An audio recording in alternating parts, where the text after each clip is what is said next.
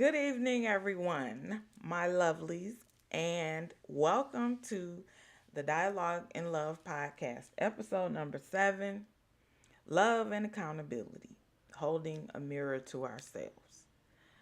Now, before I dive in, you know, on mostly all the episodes, I always go to Google and I like to give the definition from Google of whatever the topic is. And since our topic is accountability, this is accountability in a person because there's different definitions for accountability when it comes to your work and all of that different stuff. So,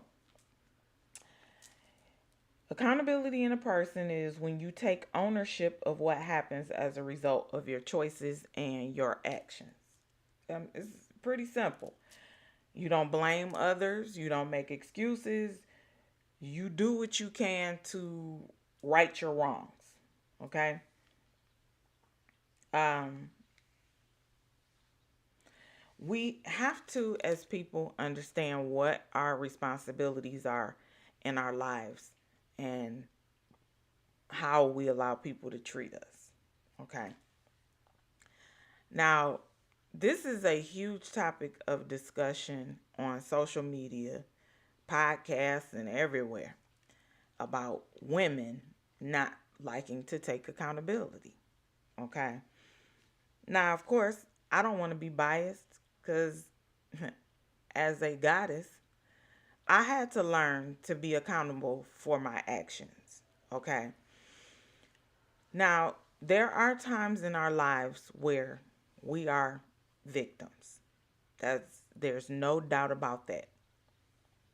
Because it can be taken when you tell somebody to take accountability for certain things in certain situations, it can be looked at as being a victim blamer. There's situations where this has been going on forever where women are blamed for being raped because of how they were dressed or they went to a man's house and what did you expect? There's even been talk of you should expect to have sex if you're going on a date with the man and he's buying you dinner. That's a whole other episode. But what we have to understand is sometimes we put ourselves in situations where and I'm not talking about these situations that I just talked about somebody being raped. If somebody tells you no, I don't care who you are, no is a no. I don't care if they butt naked. If somebody tell you, you know what, I changed my mind. It's as simple as that. They changed their mind. Otherwise, it is rape. But again, that's a whole other story. We're talking about accountability of self. Now, I like to use analogies because sometimes when you just say things cut and dry, people don't really get the gist of it. But when you give an analogy or you tell a story about something, then they can understand it better. I took to doing that because I can be misunderstood in how I convey things. So I like to tell stories. Okay. Now, in previous episodes, I have discussed where in my marriage certain things occurred, which some of them were infidelity. Okay.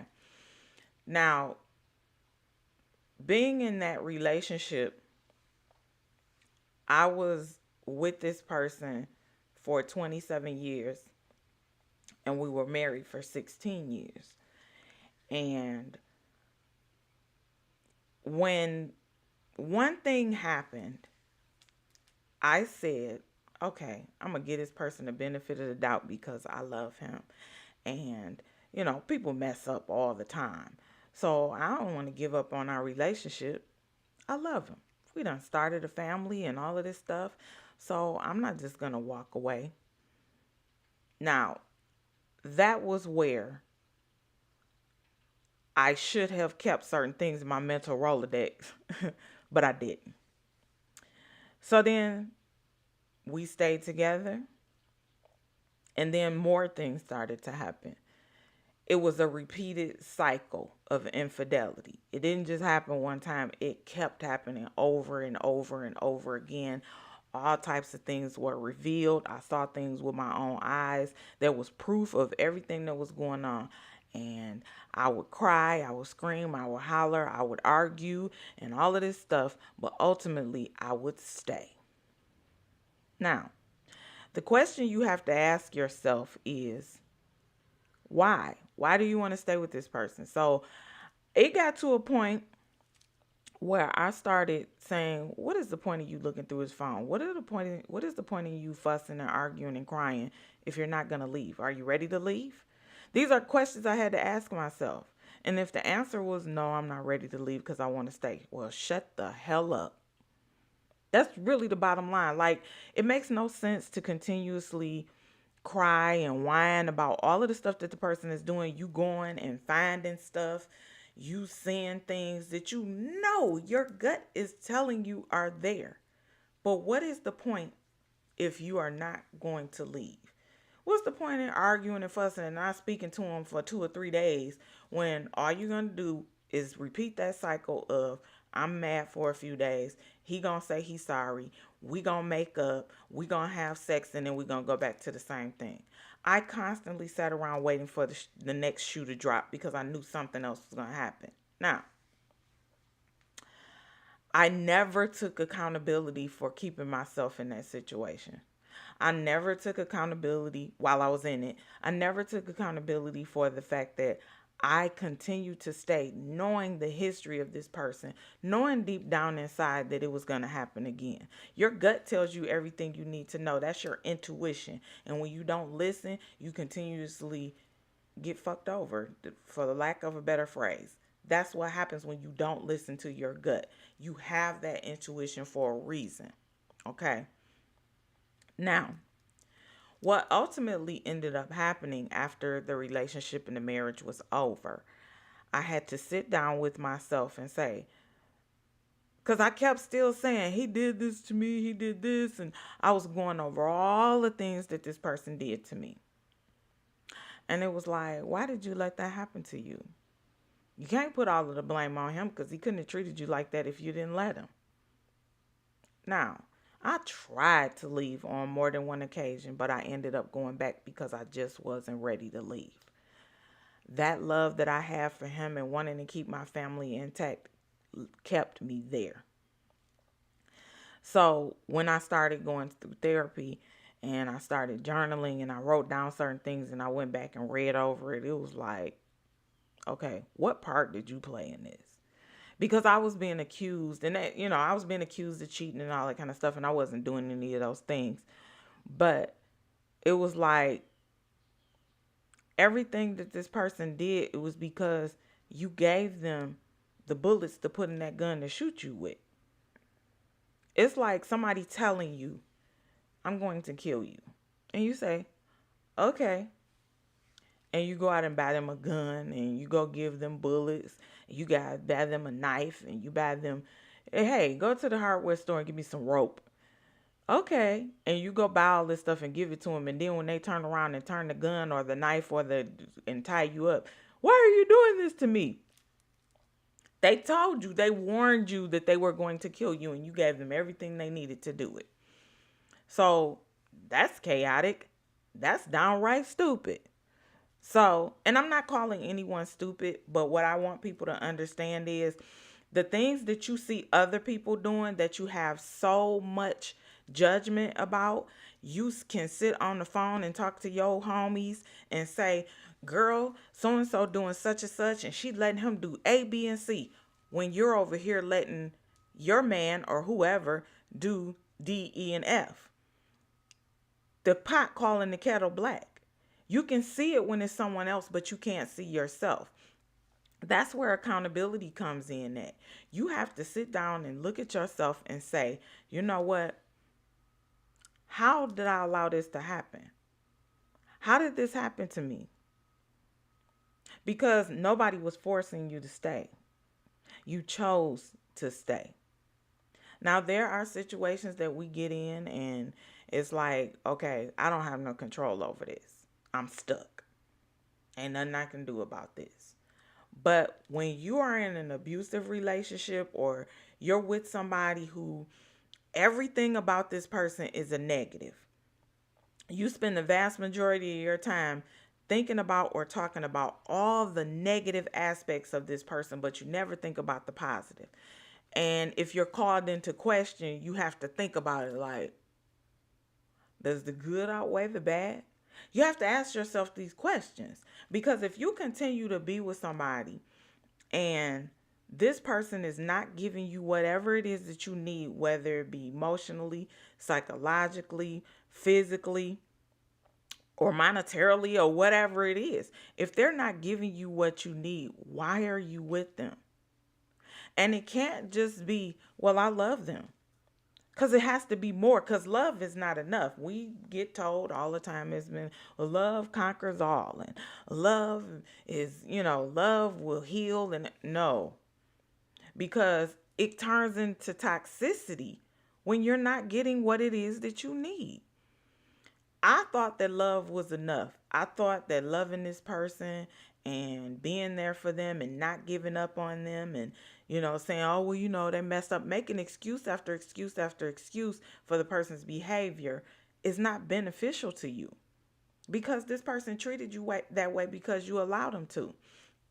If you meet somebody and you can't answer certain questions, say for instance, you meet somebody new and you and this person get together and it's only been through text that you've been talking.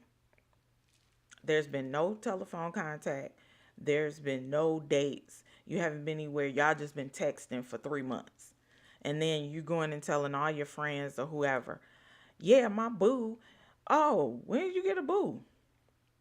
Oh, yeah, me and them been talking for 3 months. I ain't heard you talk about going out with them. Oh, no, we just been texting. You know nothing about this person other than what they're giving you through text words. You don't know where this person lives. They're just telling you all of these things. You don't know where this person lives. You don't know if they got a job. You don't know nothing about them. How can you be in a relationship with someone that you know nothing about? How can you be in a relationship with someone and you haven't been on any dates? How can you be in love? Because I've seen that happen too, where, it's just been over chat. A lot of this stuff happened that I've been told about during the pandemic in like 2020, where people, where everybody was stuck in the house. So they're meeting people online and all of that. And all you've known about each other is chatting online, and you might have did some video chatting and stuff like that. But now you've gotten into a relationship with this person, and I use the term relationship loosely. So how are you having a relationship with someone where y'all can't go out, y'all can't have no dates? You're accepting the bare minimum, okay? That's not that other person's fault, because they're giving you exactly what you were willing to accept. You can't put it all on the other party because you were willing to accept all of this. Okay. It's the same thing with, and I'm using women because I am a woman, but I'm going to say the same thing when it comes to men. If you meet a woman and all you go off of is, damn, she fine. She got a big booty. She got big titties. She this, and this. And she doesn't cook. She doesn't clean. She doesn't do any of the things that you claim that you want in a woman, but she looks good. And you date this woman and she's telling you from the beginning that I don't cook and I don't clean and I like to go shopping and I like to go out to eat. And you start doing all of that because you want to draw her in. And then y'all decide y'all going to be in a relationship or whatever. But you doing all the giving and she's doing all of the taking. You can't expect that person to change because they're meeting you exactly where you met them in the beginning. You was willing to put up with all of that stuff that they didn't do, knowing that you wanted all of these things just because they looked good. Now you complaining to her, you done moved her in and all of this kind of stuff, and you complaining to her about you don't cook, you don't clean, you don't do this. Okay, I told you that when we got together. That's not her fault. That's your fault because you wanted somebody that looked like Jessica Rabbit, but you didn't want all of the other stuff that didn't come along with her because that's not who she is. You can't change a person into being what you want them to be. You either accept them how they are or you move on. That's where you have to take into accountability. She ain't like my mama. And it's like, she's not your mama. She's the same person that you met on Instagram who said, I don't cook, I don't clean, I like to go out to eat, and I like to shop. You thought that was going to change just because you was being a good dude? No, that's not going to change. She is who she is. So, in that case, you have to take accountability for the fact that you ignored certain things because you were paying attention to the surface. I don't care who you are, man, woman, girl, boy, whatever. You have to understand that what choices you make are yours and yours alone. I'm not taking away from the fact that some of us are drawn in and victimized by people who pretend well. But if somebody's showing you something, because we can talk all day long, I could sit here and tell you that I'm 6'5" and I weigh 120 pounds, and you're sitting here looking at me. You can look at me first of all and tell, girlfriend, you're not 120, and you're sitting down, but I know you ain't 6'5". But I can sit here and be like, yes, I am. I'm 6'5" and I'm 120 pounds, and I don't care what you say. You can't tell me. I know who I am. And if you say, okay, you right, you are. And then we meet each other in person and you look me up and down and be like, I knew you wasn't 120 and 6'5".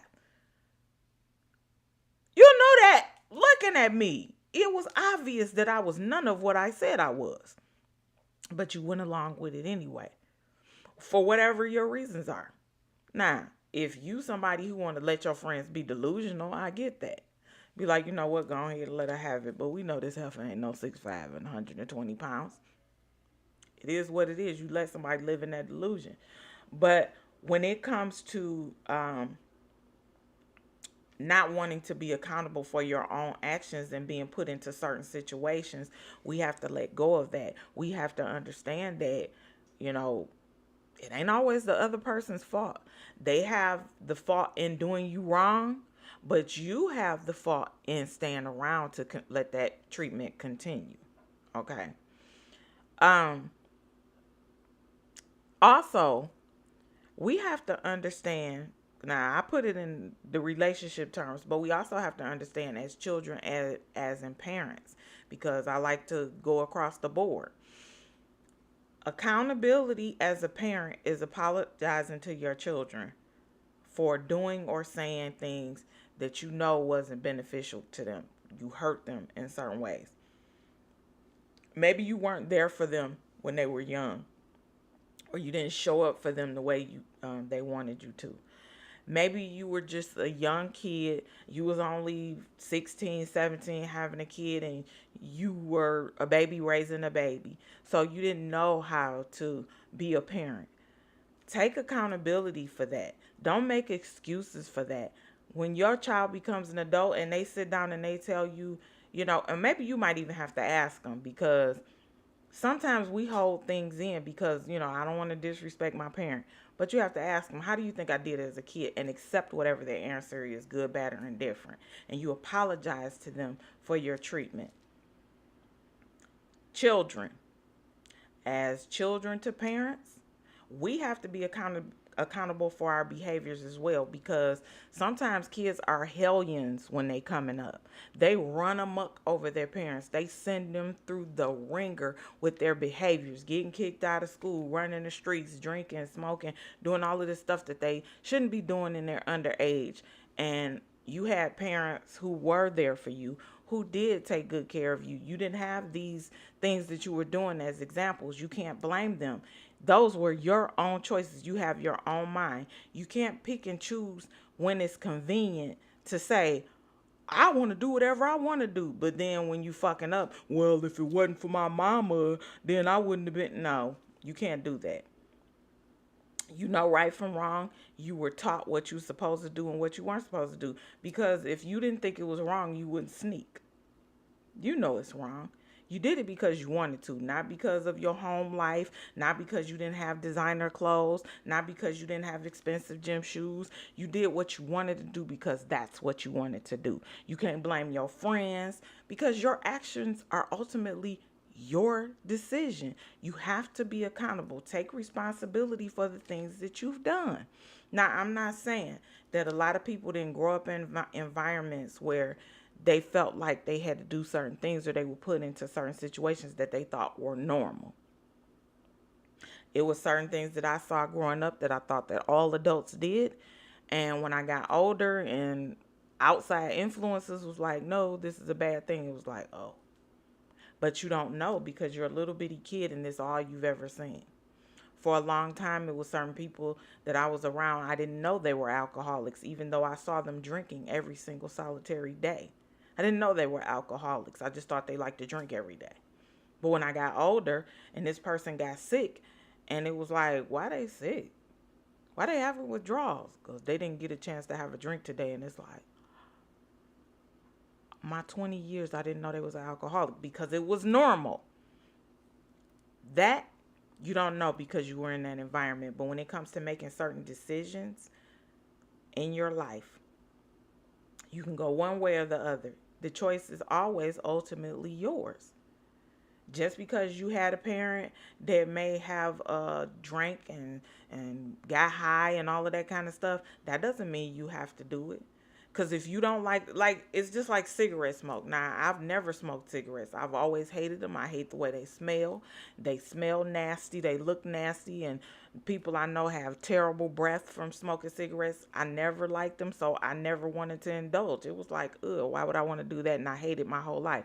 Now, I know people who would cuss people out and be mad at people around them for smoking. And they grew up and they started smoking cigarettes. Now, that was their decision. They chose to do that. Now, as I was coming up, I never smoked marijuana. I liked the way it smelled, didn't see nothing wrong with it, didn't judge nobody else for doing it. I was 47 the first time I ever smoked because that was my choice. I didn't want to smoke when I was in high school or when I was younger. That was a choice. Even though I grew up around it my whole life. Again, I saw a lot of things growing up that little children should not have been aware of, and I thought it was normal. But I didn't do it because I didn't want to. If I wanted to, I would have did it. Now, when I was in high school, yes, I did drink alcohol underage and all of that kind of stuff. But it wasn't one of those situations where it had me so caught up that I was getting myself in trouble and stealing cars and going to jail and all of that type of stuff. Once again, ultimately, the choice is yours. Our parents mold us and they guide us, but we make our own decisions. So we can't blame anyone but ourselves for the outcomes when we take the path that we know we shouldn't be on. Now, as parents, we like to take credit for when our children are good. Oh, yes, I raised a stellar child and they got straight A's and they're in college and blah, blah, blah. But we don't always want to take credit for when they messing up. Because I can tell you right now, if either one of my kids was to be a mathematician, they ain't have shit to do with me because I don't know nothing about math other than the basics. You try to give me some algebra, calculus, any of that, ain't going to happen. If I can't add, subtract, multiply, and divide it, I can't help you. So my child is smart because they smart or because they applied themselves. But I ain't taking responsibility for the negative shit they did either because I know I taught them better. If your kid is smart, your kid is smart, and be proud of them, but you don't take credit for any and everything they do, whether it's good, bad, or indifferent, unless you are actually responsible for it. Because you can't force nobody to be something that they don't want to be. You can't make your child be something that they don't want to be. Because if you do, they're going to be miserable. And then again, as parents, we have to take accountability for that misery in the child if you're making them do something and they only doing it because they want to please you.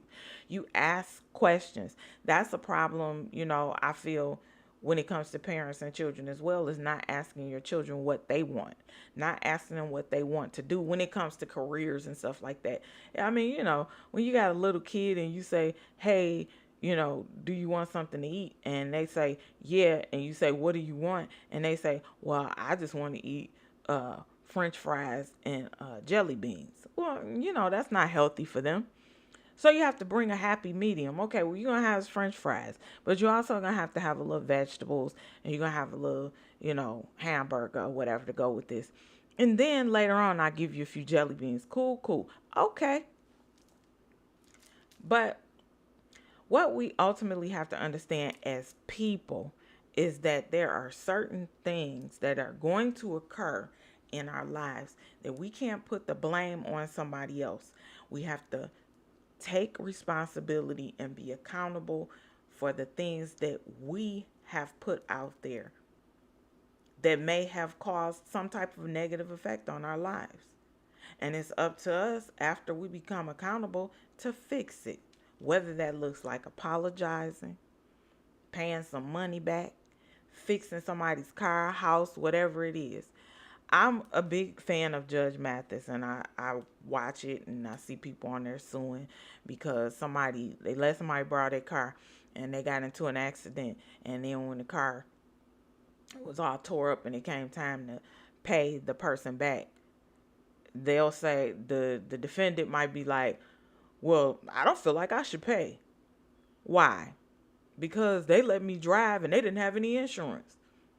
Okay, but they gave you permission to drive their vehicle, which means you were responsible for making sure you gave it back to them the way they gave it to you.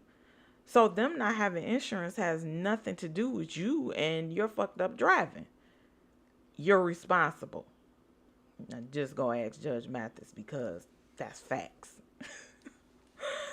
But ultimately, it's better, even if it doesn't feel good, to take accountability for whatever it is that we do, whether it be good, bad, or indifferent. You'll feel better, even though it was a hard thing for you to do, but you'll feel better that you took responsibility for something and just said, yep, you know what, I was wrong. And that's hard to do. I was wrong and I apologize. But you'll feel better that you did it. And it might even mend relationships that you have. All right, so that is it for this week. I thank you all so much for again tuning in, listening to what I had to say. I appreciate everyone who has followed, watched, shared, tune in every week, give a like, thumbs up, and help me grow on YouTube. Help me grow on Facebook. Help me grow on Spotify. Help me grow on all of these different platforms because I just want to help people. And, even though love ain't always the answer to everything, but as long as there's love, there's always going to be something to talk about, something to grow from, and something to heal from. So I'm sending you all peace, positive energy, and healing vibes. And I'll see you soon, macaroons. Let's dialogue in love. Bye.